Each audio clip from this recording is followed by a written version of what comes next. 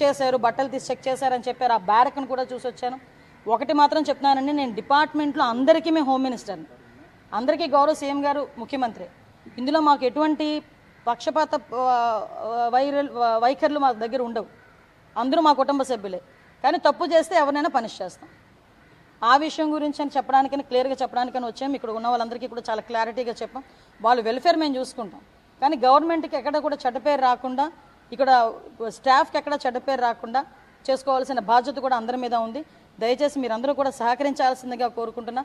మా పత్రికా సోదరులకు కూడా మీ అందరికీ కూడా ఒకటే విన్నపం, ఏం జరిగిందన్నది మీకు క్లియర్గా మేము ఎక్స్ప్లెయిన్ కూడా చేస్తాం. ప్రతి ఒక్క విషయాన్ని ఎక్స్ప్లెయిన్ చేస్తున్నాం పబ్లిక్, ఎందుకంటే మీరే ప్రజలకి మాకు ప్రభుత్వానికి మధ్యలో ఉన్న వారధులు.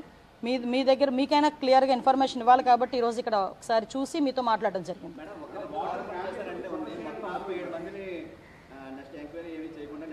ఎంక్వైరీ చేయకుండా ఎవరిని చేయలేదండి అమ్మా. ఒక వెర్షన్ ఇప్పుడు నా ఒక నిమిషం తమ్ముడు, నీ వెర్షన్ నీకుంటుంది, నా వెర్షన్ నాకుంటుంది. ఏ వెర్షన్ అయినా మేము ఒక పబ్లిక్ రిప్రజెంటేటివ్గా నేను కానీ, లోపల గవర్నమెంట్లో వర్క్ చేసిన వాళ్ళు కానీ, ఒక ఎంక్వైరీ లేకుండా ఒకరిని ట్రాన్స్ఫర్ చేయాలంటే, రేపు పొద్దున్న ఎంక్వైరీ చేయడం తప్పు చేశారంటే వీళ్ళైనా ఫిక్స్ అప్ అవుతారు కదా, వీళ్ళైనా సస్పెండ్ అవుతారు కదా. సో ప్రాపర్గా అలా 5 సంవత్సరాలు దాటి చాలామంది ఉన్నారు. మేము ఒక సిద్ధాంతం పెట్టుకున్నాం. ఈవెన్ కానిస్టేబుల్స్నైనా, మేము రెగ్యులర్ పోలీసులలోనే కానిస్టేబుల్స్నైనా 5 సంవత్సరాలు ఒకే దగ్గర ఉంటే కనుక షఫిల్ చేయాలని మేము అనుకున్నాం. అదేవిధంగా ప్రెజెన్స్లో ఉన్న వార్డర్స్ని కూడా ఏదైనా 5 years దాటిన తర్వాత కూడా మేము కొంతమందిని షఫిల్ చేయాలనుకున్నాం.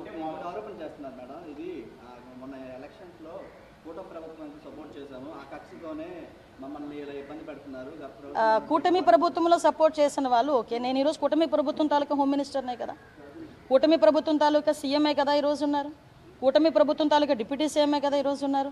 నేను అది కాదండి, నేనేమంటున్నానండి, ఈరోజు మేము ఎవరిని సస్పెండ్ చేయలేదే, ట్రాన్స్ఫర్ చేశారు. ట్రాన్స్ఫర్ కూడా ఇప్పుడు కొంతమంది మన పరిస్థితి ఏంటంటే అదే చెప్తాను.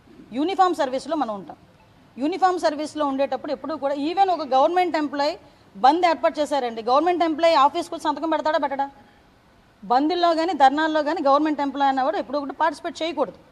ఇది రూల్.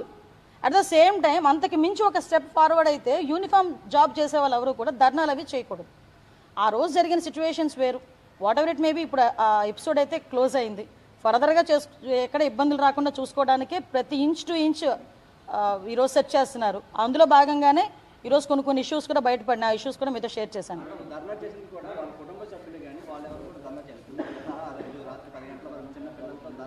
అమ్మ, వాళ్ళ ఎవరికి కూడా అన్యాయం జరగదు.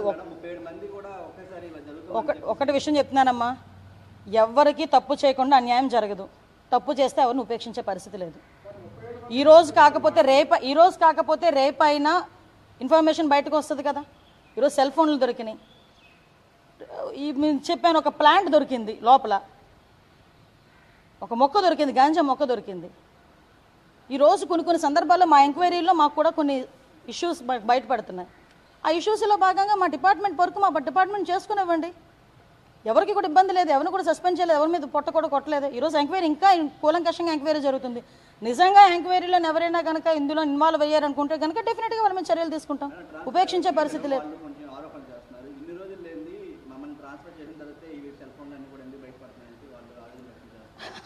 ఇప్పుడు సూపరింటెండెంట్ మారారు, లాస్ట్ సూపరింటెండెంట్ సస్పెండ్ అయ్యారు. ఆ సంగతి మీకు తెలుసా? లాస్ట్ సూపరింటెండెంట్ సస్పెండ్ అయ్యారు. ఈరోజు కొత్త సూపరింటెండెంట్ వచ్చారు. కొత్త సూపరింటెండెంట్ ఈరోజు మొత్తం ప్రెజెంట్ అంతా కూడా సెర్చ్ చేస్తున్నారు. సెర్చ్ చేసిన తర్వాత ఎక్కడెక్కడ ఏంటి ఉన్నాయని చెప్పేసి ఈరోజు తీసుకుంటున్నాం.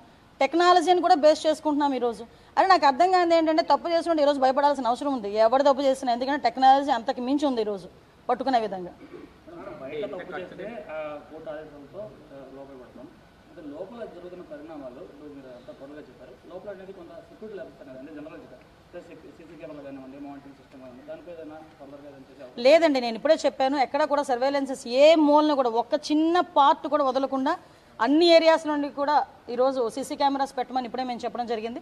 వితిన్ 10 daysలో మొత్తం మానిటరింగ్ అంత మాకు కమాండ్ కంట్రోల్ రూమ్లో, సూపరింటెండెంట్ రూమ్లో ఎవ్రీథింగ్ ఏ మూలన చూసినా కూడా ప్రెజెంట్ కనిపించేటట్టుగా మేము ఈరోజు సీసీ కెమెరాస్ పెట్టడానికి కూడా సిద్ధపడ్డాం.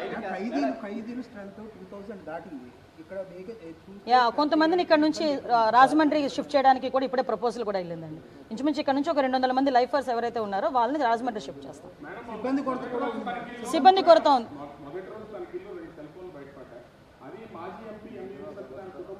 కిడ్నాప్ కేసు సంబంధించిన హామంతో ఉన్న బ్యారక్లు జరిగినాయి అంటే వాళ్ళకి సత్సంబంధాలు కొనసాగుతాయి అనుకోవచ్చు. కొనసాగుతున్నాయా లేదా అన్నది యాజ్ ఏ హోమ్ మినిస్టర్గా నేను చెప్పకూడదు. ఒక ఎంక్వైరీ రిపోర్ట్ బయటకు వచ్చిన తర్వాత మాత్రం డిఫరెంట్గా చెప్తా.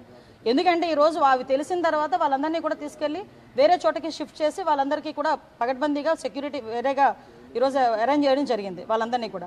నేనేమంటానంటే ఇప్పుడు ఎవరు మాట్లాడారు, ఎవరితో మాట్లాడారు మొత్తం